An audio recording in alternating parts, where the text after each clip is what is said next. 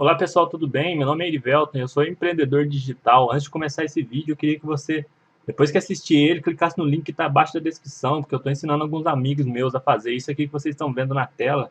Eles estão começando a ganhar muito dinheiro pela internet através de vídeos no YouTube. Se você tiver interesse em saber como que faz isso, basta clicar embaixo aí que você vai ter todas as informações para começar, beleza? Valeu! Aprendizagem e comportamento humano. Tânia Grace Martins do Vale e Ana Cláudia Bortolozzi Maia.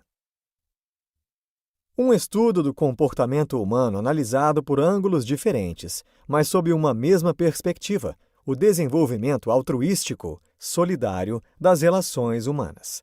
Inclusão social e escolar, relações entre professores e alunos, pais e filhos, idosos e jovens, treinador e atleta, terapeuta e paciente.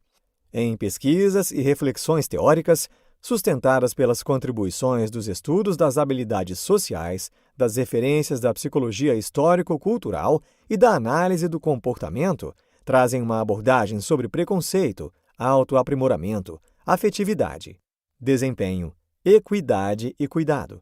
Os resultados, nem sempre positivos, apontam para a continuidade de investimentos em programas de intervenção que tenham por objetivo melhorar as interações sociais. Inclusão escolar e diversidade na escola. A. Flexibilização e adaptação curricular no processo de inclusão escolar. A inclusão escolar consiste no processo de adequação da sociedade às necessidades de seus participantes, independente de sua condição física, intelectual, sensorial, cultural, social ou econômica. A escola impacta em transformações em seu ambiente, que, embora mediante leis e dispositivos dessa iniciativa, sua receptividade ainda é negativa para a presença de alunos com deficiência, apenas integrando-os, matrículas sem ensinar, mas não incluindo pela falta de preparo, especialmente dos professores, e pela falta de estrutura física e curricular.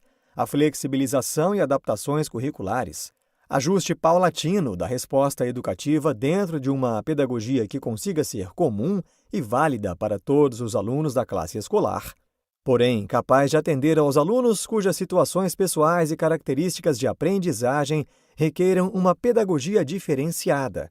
Podem ser garantidas pela colaboração do profissional da educação especial e pela atuação da escola e do professor, que deve repensar a sua prática e utilizar novas estratégias que atendam ao estilo de aprendizagem de cada aluno.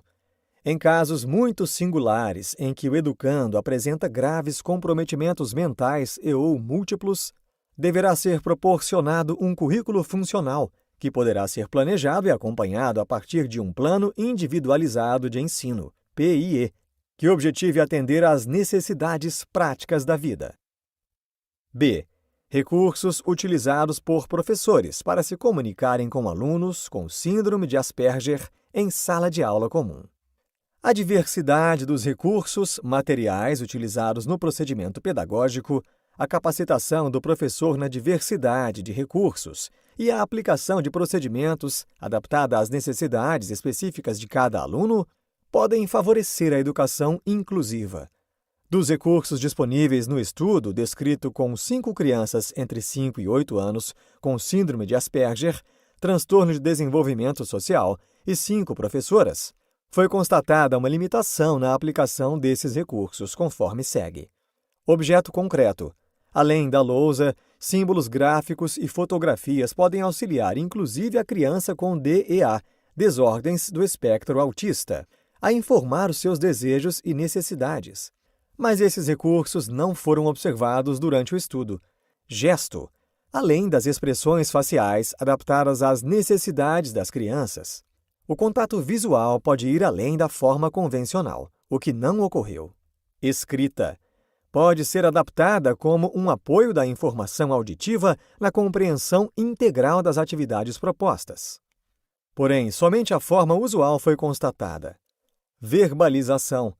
Pode haver entonação e variação na intensidade da voz, além do uso de metáforas, ironias, humor e interação com as reações do aluno, o que não foi observado. Pesquisas atestaram resultados positivos quando os professores de crianças com DEA são bem respaldados, como aumento de fala e de iniciativas comunicativas, por exemplo. C. Volta às aulas aos 60 anos. Perfil dos alunos de uma universidade aberta à terceira idade. De acordo com a psicologia histórico-cultural, a velhice humana não é uma fase exclusivamente natural do desenvolvimento.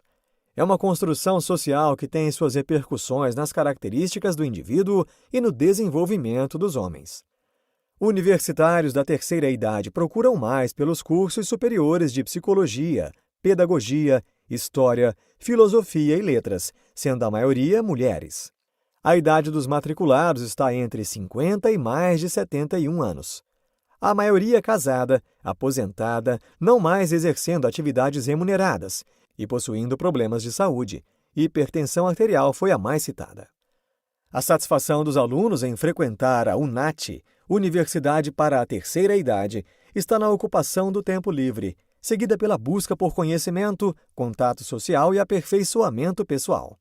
A frequência à UNAT também afeta o bem-estar dos matriculados no relacionamento com os mais jovens, combatendo o preconceito etário e podendo contribuir para a edificação de uma sociedade mais humana.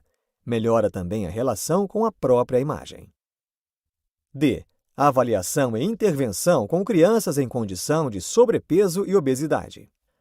A obesidade é um distúrbio complexo com origens ambientais, genéticas e de desenvolvimento e com consequências médicas, psicossociais e econômicas.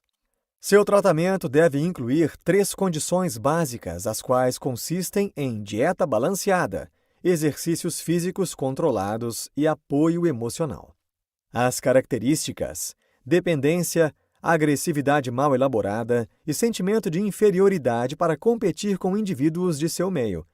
Crianças entre 9 e 11 anos que fizeram parte de um estudo, que sofrem do distúrbio, preferem estar com crianças pacíficas, receptivas e não agressivas. Quando sofrem bullying, ficam bravas, tristes, deprimidas, indiferentes, etc. A professora mostra-se despreparada para colaborar com a eliminação desse fenômeno. A principal causa da obesidade é comer demais. De um modo geral, essas crianças em sala de aula não têm dificuldade para reunirem-se e desenvolverem atividades em grupos e interagir nos programas de aula, o que se define como as habilidades sociais. Dos alunos que chegaram até o final do estudo, a maioria se mostrou motivada e empenhada na realização das atividades que foram propostas.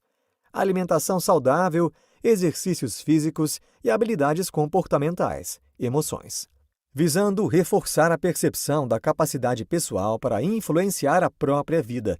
E mais da metade emagreceu, embora a perda de peso não deva ser a meta mais importante em curto prazo, pois o potencial biológico individual para emagrecimento não pode ser previsto. E. A influência de problemas de comportamento sobre o desempenho escolar. Alguns estudos apontam que é grande o número de crianças com desempenho escolar abaixo do esperado. Algumas habilidades específicas, como a leitura, influenciam o resultado. O baixo rendimento acadêmico pode ser considerado um fator de risco à aprendizagem e ao desenvolvimento da criança, podendo afetar a família, relacionamento interpessoal com colegas, entre outros. O problema de comportamento teve alguns estudos envolvendo pais e professores. De um grupo de crianças analisadas, a maior parte das que apresentam baixo rendimento acadêmico apresentam distúrbios emocionais ou comportamentais, sendo o índice de distúrbios para o grupo de crianças com melhor rendimento acadêmico bem inferior. Embora os professores reconheçam a importância das relações entre professor e aluno, na opinião dos docentes, o fracasso escolar é de responsabilidade individual do aluno e sua família, no que alguns resultados de estudos podem divergir, indicando que, além dos comportamentos problemáticos, alguns fatores podem contribuir ou dificultar os relacionamentos e o desempenho escolar da criança. A saber, a qualidade da relação estabelecida entre professor e aluno, a percepção que o docente tem acerca do processo ensino-aprendizagem, bem como a expectativa sobre o desempenho e o comportamento de seu aluno. Neste sentido, constatou-se que após a participação de professores no curso O Manejo Comportamental em Sala de Aula, os resultados do Teste de Desempenho Escolar, TED, e a Escala de Comportamento Infantil, ECI, aplicados em alunos selecionados para o teste, melhoraram. Ainda assim, as médias diferem significativamente do grupo de crianças com baixo rendimento acadêmico para o grupo de crianças com melhor rendimento acadêmico. F. Análise experimental. F. Análise experimental das relações entre o ouvir e o falar em deficientes auditivos implantados cocleares. Implante de dispositivo eletrônico. Síndrome de Down. Um estudo com 2 participantes com síndrome de Down, aos quais foi ensinado o conceito de plural, flexão gramatical, constatou que a capacidade de discriminação entre estímulos é essencial para a aquisição do repertório verbal e vocal. E crianças com deficiência auditiva pré-lingual, que nascem com a deficiência, têm essa capacidade inicialmente prejudicada. Conhecida como a perda ou limitação na capacidade de ouvir estímulos auditivos, a deficiência auditiva pode ser classificada em leve, moderada, severa e profunda. Pode acometer um ou os 2 ouvidos. Uma possibilidade de reabilitação da deficiência auditiva severa ou profunda é o implante coclear, IC, um dispositivo eletrônico inserido cirurgicamente na parte interna do ouvido, estimulando a área do cérebro responsável pela audição. Para compreender o que se ouve, no entanto, é preciso uma aprendizagem do paciente a novas possibilidades ambientais sonoras. É um recurso avançado para o tratamento, que visa desenvolver repertório de falante em crianças com grau de deficiência profundo e severo. A análise do comportamento, AC, traz alguns resultados significativos nos estudos com crianças nessas condições. A palavra impressa é a correspondência da palavra dita. Cada letra corresponde a um som. E com isso a vocalização conta com um controle visual que especifica cada parte da vocalização a ser emitida pela criança. A aprendizagem de nomear por meio de figuras também é representativa.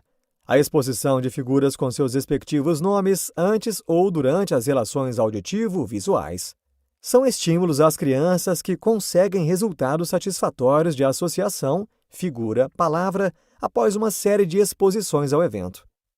De qualquer forma, muito ainda há a ser explorado e esclarecido nas relações entre o falar e o ouvir. E para o desempenho vocal mais preciso, a exemplo, a soletração como um subproduto da escrita nos testes de nomeação. G. Investigando as habilidades sociais de pré-escolares com problemas de comportamento. Crianças em idade pré-escolar com problemas de comportamento, de acordo com a percepção de mães e professoras, participaram de um estudo cujas respostas das mães e professoras não se diferenciaram na maioria dos itens e no total de repertório de habilidades sociais infantis. Crianças com problemas de comportamento apresentam médias altas nas habilidades de civilidade, empatia, fazer amizades e habilidades acadêmicas, que sinalizam possíveis reservas comportamentais que podem facilitar o desenvolvimento interpessoal da criança no ambiente escolar, ainda que com menos frequência, quando comparadas a crianças sem problemas de comportamento. A empatia, juntamente com o desenvolvimento de um bom relacionamento com pares, tem sido indicada por alguns estudos como fator de proteção para indicativos de problemas de comportamento e correlacionada positivamente à competência social infantil. As médias foram baixas em expressar desejos, direitos, necessidades e de negociar. Habilidades estas que requerem autocontrole da criança. Isso sugere a importância de a escola e a família monitorarem e darem suporte nesses momentos, fornecendo modelos e incentivando comportamentos socialmente habilidosos. Em outros estudos, cujas avaliações de comportamento das crianças são diferenciadas por pais e professores, as mães indicaram mais que as professoras que seus filhos expressam mais elogios e carinhos, podendo ser deduzido daí que o ambiente familiar seja mais facilitador da expressão da afetividade. No entanto, os estudos sinalizam para a necessidade de ter diferentes informantes, além de pais e professores, em diferentes contextos, na avaliação comportamental infantil, ou mesmo a coleta de dados por meio natural ou experimental dos comportamentos investigados na pesquisa. H. Promovendo habilidades educativas parentais, caracterizando a atuação do terapeuta. Práticas educativas parentais positivas, expressão de afeto, estabelecimento de limites e a promoção do comportamento moral, podem evitar o surgimento e/ou manutenção de problemas de comportamento. Já as negativas, abuso físico e psicológico, negligência, ausência de atenção e de afeto, podem aumentar a probabilidade de ocorrência de tais problemas. No estudo analisado, os objetivos a serem atingidos das 3 participantes, 2 mães e uma avó, além da terapeuta, em relação a seus filhos ou netos entre 5 e 6 anos, eram: aplicação das habilidades de comunicação, de expressão de sentimentos e enfrentamento. Desenvolver, aprimorar repertórios de comunicação e expressividade. Aumentar a frequência de interações positivas e agradáveis com o filho. Desenvolver repertório de estabelecimento de limites. Dentre as categorias da terapeuta, aprovação, recomendação, solicitação de relato, reprovação, empatia, informação, solicitação de reflexão e interpretação. Aplicadas às habilidades e comportamentos das participantes em relação aos seus filhos ou netos, individualmente e ao grupo. A maior ocorrência, entre outras, foi em aprovação, em contraste a uma baixa frequência e duração da categoria reprovação, o que indica uma preocupação da terapeuta em representar uma audiência não punitiva e remeter à possível utilização do procedimento de reforço diferencial aplicado à propriedade da resposta, como forma de enfraquecer ou fortalecer a ocorrência de certos comportamentos. De um modo geral, observou-se uma distribuição equilibrada da frequência das verbalizações da terapeuta em relação às participantes. Entretanto, a duração para cada uma delas alcança proporções diferenciadas, com destaque para o coletivo, verbalizações mais longas. Interações positivas, como informação e estabelecimento de relações, também se mostraram favoráveis ao processo terapêutico. Independente do comportamento dos filhos, de membros familiares e outras variáveis contextuais que incidem sobre a família, os comportamentos do terapeuta indicam possibilidade de uma atuação associada à produção de resultados de sucesso na relação entre pais e filhos. E a interação entre pais e filhos adolescentes sob a ótica da análise aplicada do comportamento. Nas mais diversas interações, as ações parentais exercem influência sobre os comportamentos dos filhos. Comunicação, expressão de sentimentos e enfrentamento e estabelecimento de limites por parte dos pais são as categorias das habilidades sociais educativas parentais que estruturam este estudo. A comunicação positiva entre pais e filhos é o principal instrumento de prevenção de problemas de comportamentos na adolescência. Para que os pais conheçam seus filhos, devem estimulá-los a falar de si mesmos espontaneamente, ouvindo-os sem punição e procurando saber sobre o seu dia a dia, porém sem perguntas excessivas e em momentos adequados. A expressão de sentimentos, honesta e adequada dos pais, possivelmente ensina aos filhos os comportamentos esperados para o ambiente em que ambos vivem, e talvez para a sociedade em geral, e, para tanto, os pais precisam discriminar quais comportamentos dos filhos devem ser reforçados e quais devem ser punidos. No enfrentamento, os pais precisam falar aos filhos o que pensam e sentem de forma contextualizada, ouvir respeitosamente a opinião deles e criticar somente o necessário para que a relação não se torne excessivamente punitiva. Quanto ao estabelecimento de limites por parte dos pais, no comportamento de cumprir promessas, por exemplo, isso faz com que seus filhos confiem neles. Já o não cumprimento gera decepção, desconfiança e mau exemplo, pois os filhos só podem agir da mesma forma. Os pais pedirem desculpas também é essencial para a aprendizagem desse comportamento pelos filhos. Outra habilidade é a de entendimento do casal, essencial para estabelecer limites consistentes, ambos respeitando a opinião e a autoridade um do outro perante o filho. Essas, entre outras, habilidades sociais e educativas parentais também influenciam positivamente os comportamentos dos filhos sobre temas como sexo desprotegido ou precoce, uso de drogas e álcool, pares desviantes, que podem trazer prejuízo de ordem social e isolamento social. Nesse contexto de inclusão social, sob a ótica da análise do comportamento, ainda se destacam 1. Políticas públicas norteadoras da inclusão social para a educação especial. Trazem importantes implementações para a escola, mas ainda deixam clara a aplicação da flexibilização-adaptação curricular. 2. Interações entre treinadores esportivos e atletas mostraram-se bastante eficientes para contribuir com a pesquisa em repertórios instrucionais nas relações sociais. 3. Prestar atenção. Para alguns analistas do comportamento, este é um termo comprometido com outros esquemas conceituais, por exemplo, cognitivos, capacidade de adquirir conhecimento. Por isso, expressões mais descritivas como controle de estímulos também serão aplicadas pela AC em processos comportamentais. Insights. A inclusão social, quando começar pela família e pela escola, favorecerá toda a sociedade. Ciência e tecnologia estão a favor da inclusão. O homem precisa bem aplicá-las. Bons resultados coletados, mais investigação sobre a diversidade humana. O homem difere em características, mas provém de uma mesma humanidade. Neste livro, você aprendeu que a diversidade é uma característica da sociedade e se amplia com a modernidade. Coerentemente, devemos ampliar nossa capacidade de compreendê-la. A ciência e a tecnologia, imprescindíveis nesse auxílio, nos proporcionam os meios e nos trazem alguns resultados positivos e significativos. A reflexão crítica e a ação consciente são deveres de cada indivíduo que compõe um só e mesmo grupo chamado humanidade.